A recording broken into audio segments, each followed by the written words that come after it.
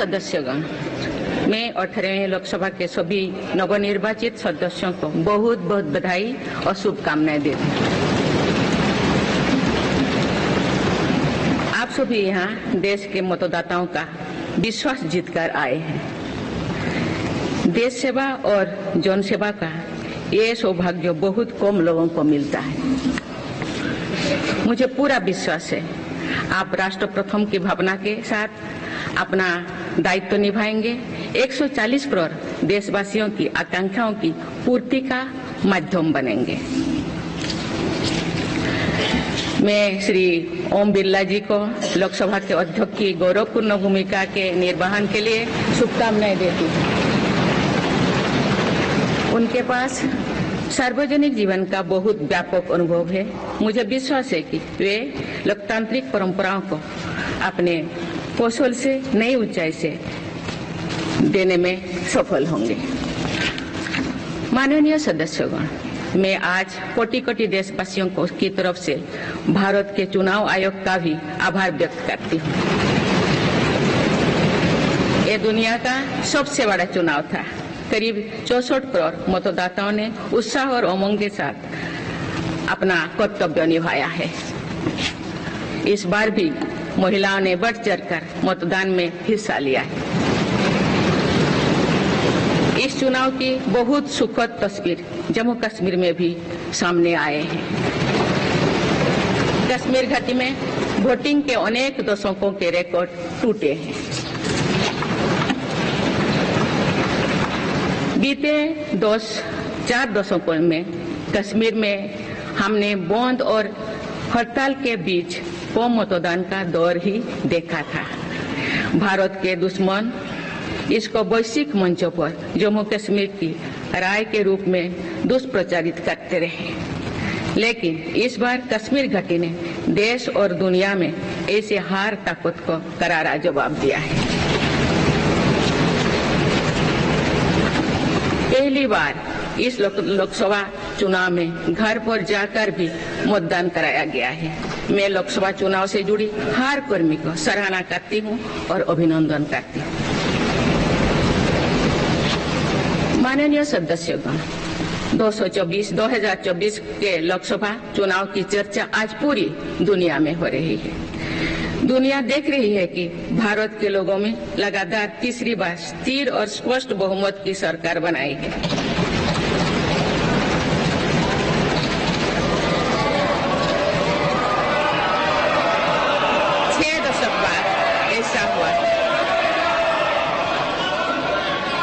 छह दशक बाद ऐसा हुआ है।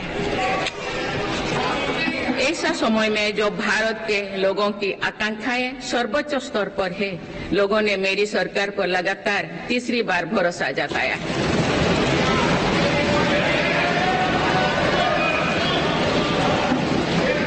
भारत के लोगों को ये पूर्ण विश्वास है कि उनकी आकांक्षाएं सिर्फ मेरी सरकार ही पूरा कर सकती है।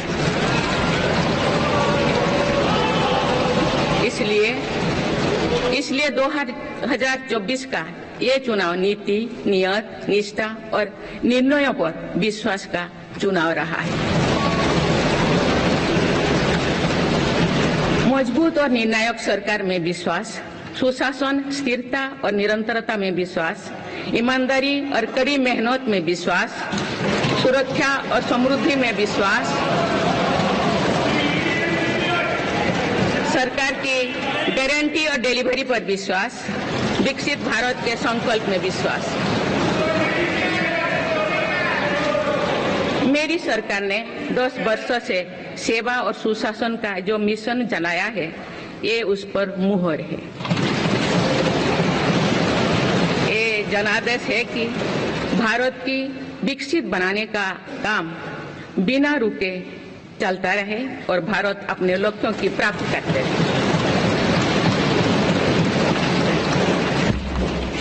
माननीय सदस्यगण, 18वीं लोकसभा कई मायनों में एक ऐतिहासिक लोकसभा है।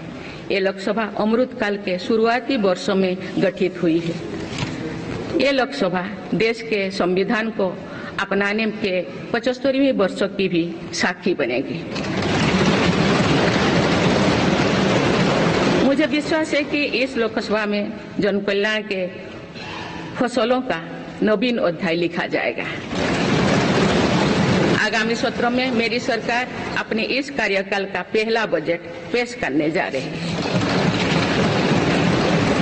ये बजट सरकार की दूरगामी नीतियों और फ्यूचरिस्टिक विजन का एक प्रभावी दस्तावेज होगा।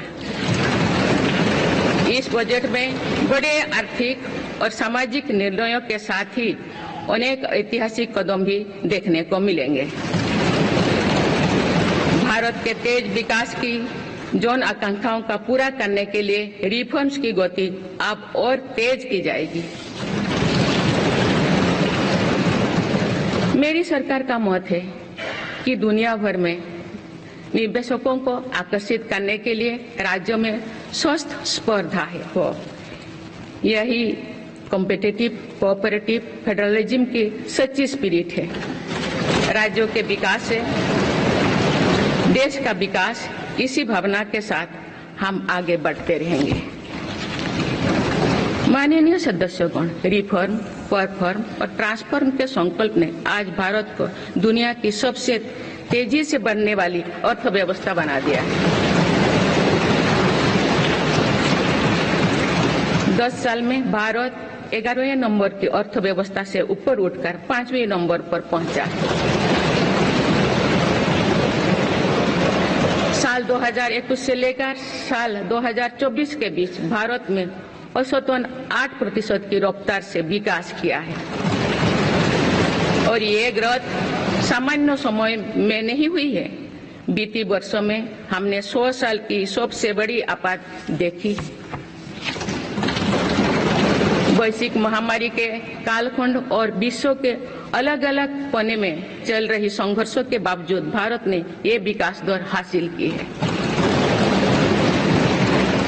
ये बीते 10 साल के रिफॉर्म्स और राष्ट्रहित में के लिए किए गए फैसला के कारण संभव है। आज भारत अकेले ही दुनिया की ग्रोथ में 15% का योगदान दे रही है। अब मेरी सरकार भारत को विश्व की तीसरे नंबर की इकोनॉमी बनाने में जुटी हुई है। इस लक्ष्य की प्राप्ति विकसित भारत की नींव को भी मजबूत करने में के काम करेगी।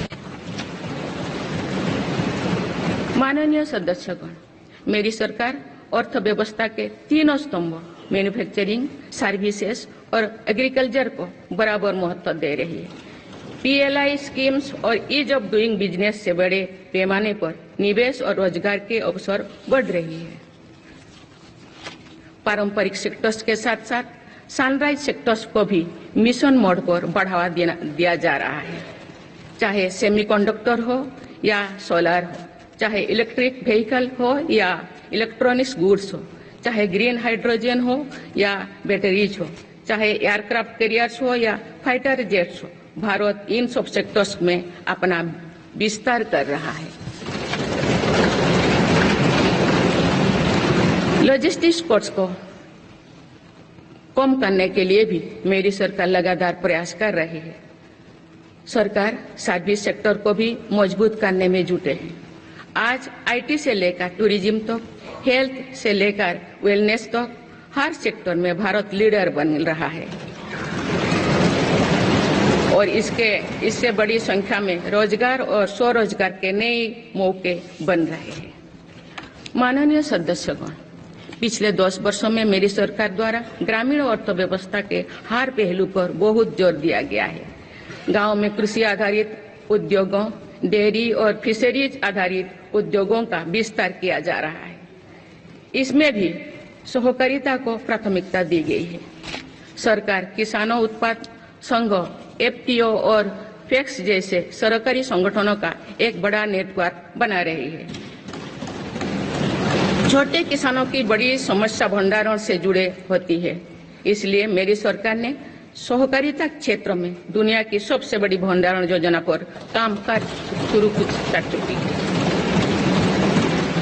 किसान अपने छोटे खर्चे पूरे करने के लिए इसके लिए PM किसान सम्मान निधि के तहत उन्हें 3,20,000 करोड़ रुपये से ज्यादा राशि दे सकते हैं।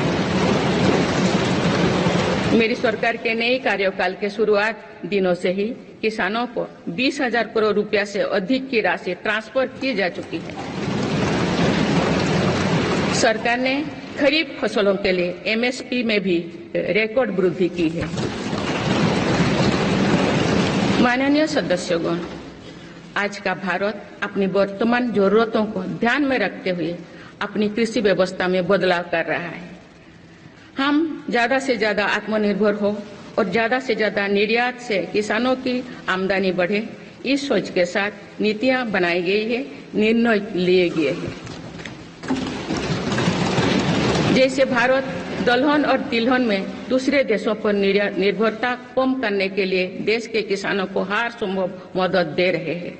ग्लोबल मार्केट में किस तरह के फूड प्रोडक्ट की डिमांड ज्यादा है, इसके आधार पर नई रणनीति बनाई जा रही है। आजकल ऑर्गेनिक उत्पादों को लेकर दुनिया में डिमांड तेजी से बढ़ रही है। भारत के किसानों के पास इस डिमांड को पूरा करने के पूरा भरपूर क्षमता है। इसलिए सरकार प्राकृतिक खेती और इससे जुड़ी उत्पादों की सप्लाई चेन को सशक्त कर रही है। ऐसे प्रयासों से किसानों का खेती पर होने वाला खर्च भी कम होगा और उनकी आय भी और बढ़ेगी। माननीय सदस्यगण, आज का भारत दुनिया की चुनौतियां बढ़ाने के लिए नहीं बल्कि दुनिया को समाधान देने के लिए माना जाता है। विश्व बंधु के तौर पर भारत ने अनेक वैश्विक समस्याओं के समाधान को लेकर पहल की है। जलवायु परिवर्तन से लेकर खाद्य सुरक्षा तक, पोषण से लेकर सस्टेनेबल एग्रीकल्चर तक हम अनेक समाधान दे रही है। हमारे मोटे अनाज श्रीअन्न की पहुंच सुपर फूड के तौर पर दुनिया के कोने कोने में हो, इसके लिए भी अभियान चल रहा है। भारत की पहल पर पूरी दुनिया ने वर्ष 2023 में इंटरनेशनल मिलेट्स ईयर मनाया है। आपने देखा है, हाल ही में पूरी दुनिया ने अंतर्राष्ट्रीय योग दिवस भी मनाया है। भारत की इस महान परंपरा की प्रतिष्ठा विश्व में लगातार बढ़ रही है। योग और आयुष को बढ़ावा देकर भारत एक स्वस्थ विश्व के निर्माण में मदद कर रही है। मेरी सरकार ने रिन्यूएबल एनर्जी क्षमता भी कई गुना बढ़ाई है। हम जलवायु से जुड़े लक्ष्यों को निर्धारित समय से पहले प्राप्त करने की दिशा दिखा रहा है। नेट जीरो के लिए आज भारत के प्रयास कई दूसरे देशों को प्रेरित कर रहे हैं। इंटरनेशनल सोलर अलायंस जैसे पहल पर आज रिकॉर्ड संख्या में दुनिया के देश हमारे साथ जुड़े हैं। माननीय सदस्यगण, आने वाला समय ग्रीन एरा यानी हरित युग का है। मेरी सरकार इसके लिए भी हर जरूरी कदम उठा रही है। हम हरित उद्योगों पर निवेश बढ़ा रहे हैं, जिससे ग्रीन जॉब्स भी बढ़े हैं। ग्रीन एनर्जी हो या फिर ग्रीन मोबिलिटी, हर मोर्चे पर हम बड़े लक्ष्यों के साथ काम कर रहे हैं। मेरी सरकार अपने शहरों को दुनिया के बेहतरीन लिविंग स्पेस बनाने के लिए भी प्रतिबद्ध है। प्रदूषण से मुक्त, साफ सुथरे और सुविधा युक्त शहरों में रहना भारत के नागरिकों का हक है। विशेष रूप से छोटी शहरें और कस्बे में बीते 10 वर्षों से अभूतपूर्व निवेश किया गया है। भारत में आज दुनिया का तीसरे सबसे बड़ा डोमेस्टिक एविएशन मार्केट है। अप्रैल 2014 में भारत में सिर्फ 209 एयरलाइन रूट्स थे। अप्रैल 2024 में इनकी संख्या बढ़कर 605 हो गया है। हवाई यात्रा में हो रहे इस विस्तार का सीधा लाभ टियर 2, टियर 3 शहरों को हो रहा है। 10 वर्षों में देश के 21 शहरों तक मेट्रो सुविधाएं पहुंची है। वंदे मेट्रो जैसे कई योजनाएं पर काम चल रही है। भारत का पब्लिक ट्रांसपोर्ट दुनिया में बेहतरीन हो, इस लक्ष्य के साथ मेरी सरकार काम कर रही है। माननीय सदस्यगण, मेरा सरकार इन आधुनिक मापदंड पर काम कर रही है, जिससे भारत विकसित देश के सामने बराबरी से खड़े हो सके। इंफ्रास्ट्रक्चर का विकास इस दिशा में बदलते भारत की नई तस्वीर के रूप में उभारा है। मेरी सरकार ने 10 वर्षों में पीएम ग्रामीण सड़क योजना के तहत गांव में 3,80,000 किलोमीटर से ज्यादा सड़कें बनाई। आज भारत में नेशनल हाईवेज और एक्सप्रेसवेज का जाल बिछ रहा है। नेशनल हाईवेज बनाने की गति में भी 2 गुनी से अधिक की वृद्धि हुई है। अहमदाबाद मुंबई के बीच हाई स्पीड रेल इकोसिस्टम का निर्माण कार्य भी तेजी से आगे बढ़ रहे हैं।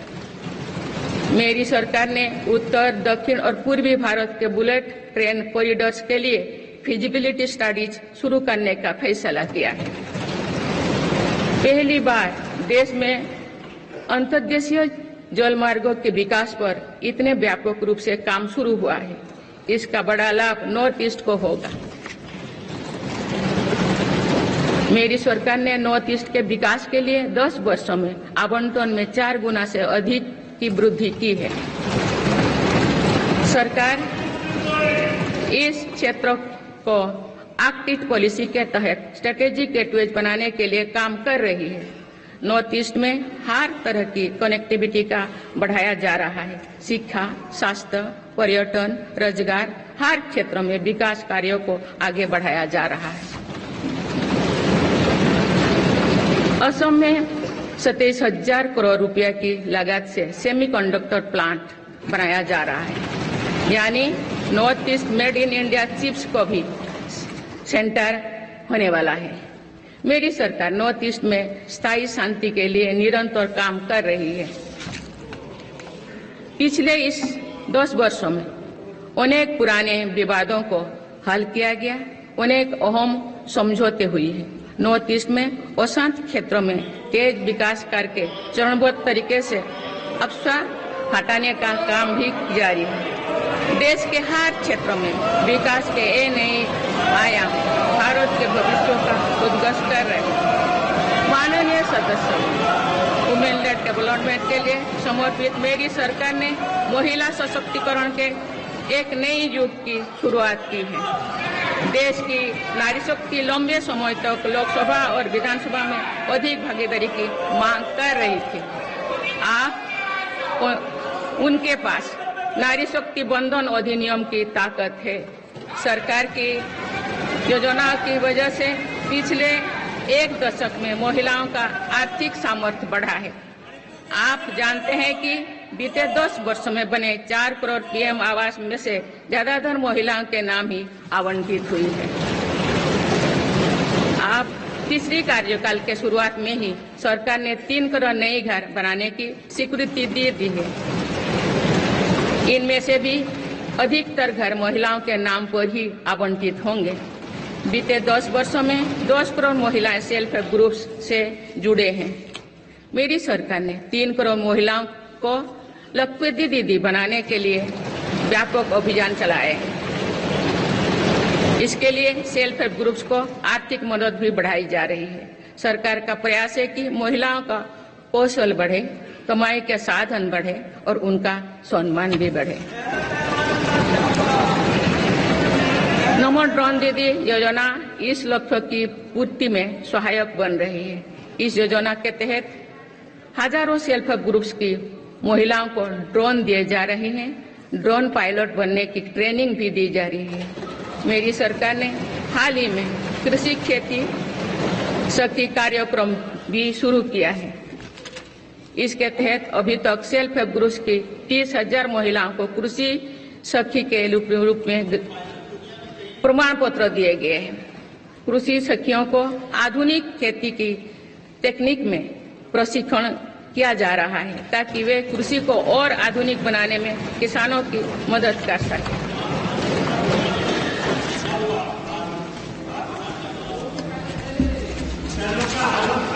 माननीय सदस्यगण, मेरी सरकार का ये भी प्रयास है कि महिलाएं अधिक से अधिक बचत कर सके। बैंक खातों में जमा राशि पर बेटियों को ज्यादा ब्याज देने वाला सुकन्या समृद्धि योजना की लोकप्रियता से हम परिचित हैं।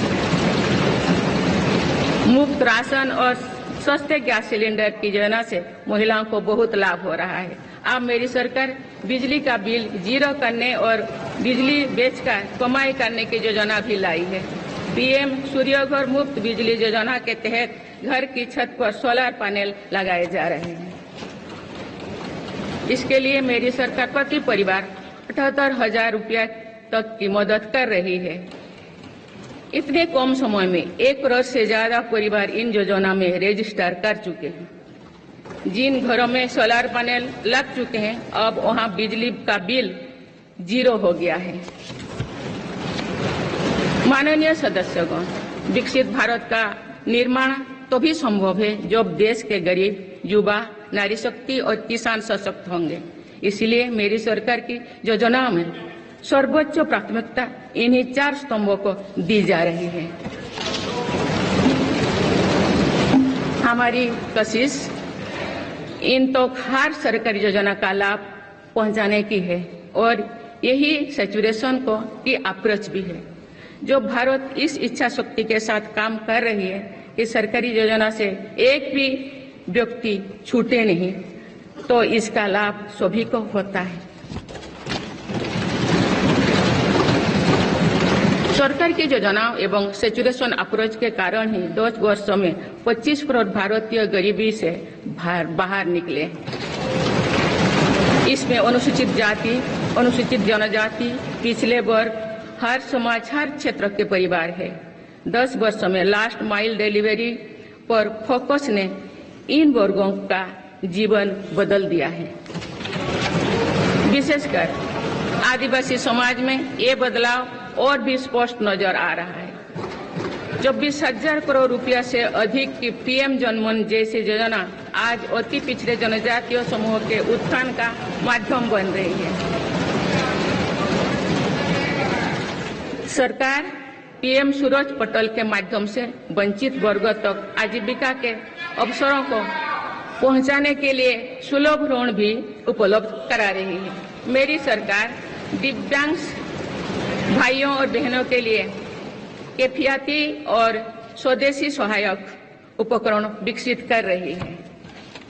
देश भर में प्रधानमंत्री दिव्याशा केंद्रों का भी विस्तार किया जा रहा है। वंचितों की सेवा का ये संकल्प ही सच्चा सामाजिक न्याय है।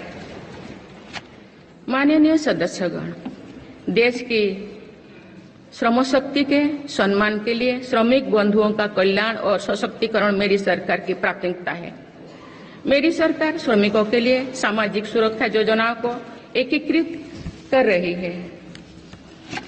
डिजिटल इंडिया तथा डाकघरों के नेटवर्क का उपयोग करके दुर्घटना और जीवन बीमा के कवरेज को बढ़ाने का काम हो रहा है।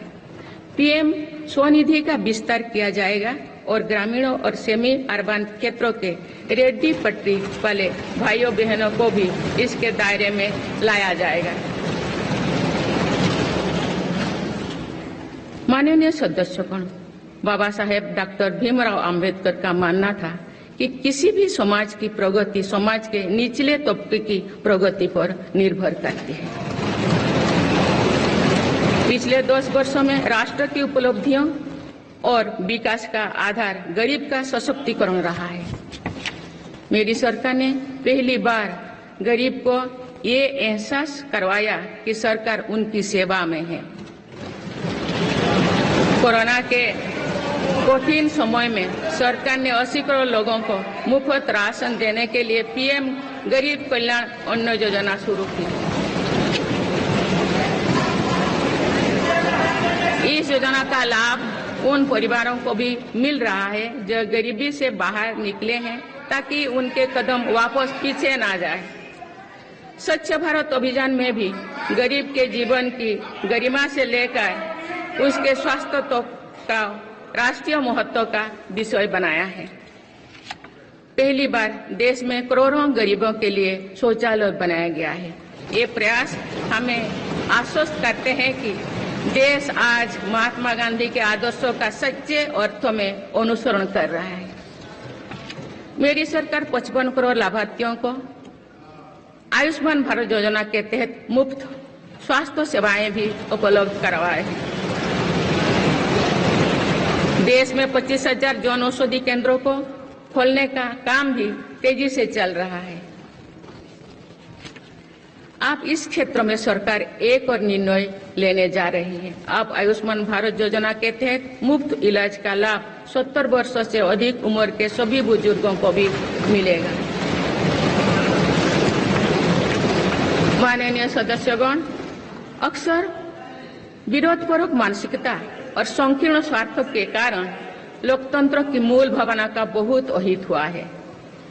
इसका प्रभाव संसदीय प्रणाली पर भी पड़ता है और देश की विकास यात्रा पर भी पड़ता है। देश में कई दशकों तक अस्थिर सरकार के दौर में कई सरकारें चाहते हुए भी ना रिफॉर्म कर पाए और न ही आवश्यक निर्णय ले पाए। भारत की जनता ने निर्णायक बनकर इस स्थिति को बदला है। बीते 10 वर्षों में ऐसे अनेक रिफॉर्म्स हुई है जिनका बहुत लाभ देश को आज मिल रहा है।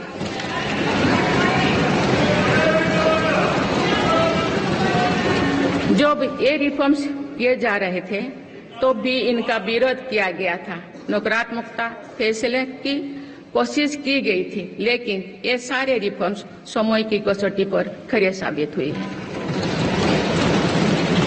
2 साल पहले भारत के बैंकिंग सेक्टर को डूबने से बचाने के लिए सरकार ने बैंकिंग रिफॉर्म्स किए, आईबीसी जैसी कानून बनाए। आज इन्हीं रिफॉर्म्स ने भारत के बैंकिंग सेक्टर को दुनिया के सबसे मजबूत बैंकिंग सेक्टर में से एक बना लिया। हमारे सार्वजनिक क्षेत्रों के बैंक आज मजबूत और लाभदायक है। सार्वजनिक क्षेत्रों के बैंकों के लाभ 2023-24 में 1.4 लाख करोड़ रुपए को पार कर गया, जो पिछले वर्षों की तुलना में 35% अधिक है।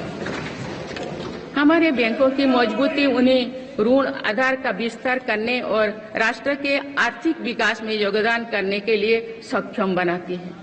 सरकारी बैंकों का एनपीए भी लगातार कम हो रही है। आज एसबीआई रिकॉर्ड मुनाफे पर है। आज एलआईसी पहले से कहीं अधिक मजबूत है। आज एचएएल भी देश की डिफेंस इंडस्ट्री को ताकत दे रही है। आज जीएसटी भारत की इकोनॉमी को फॉर्मलाइज करने का, व्यापार कारोबार को आसान बनाने का माध्यम बना रहे हैं।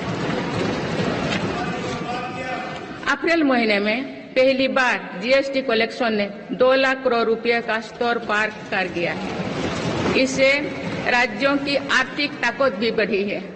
डिजिटल इंडिया और डिजिटल पेमेंट्स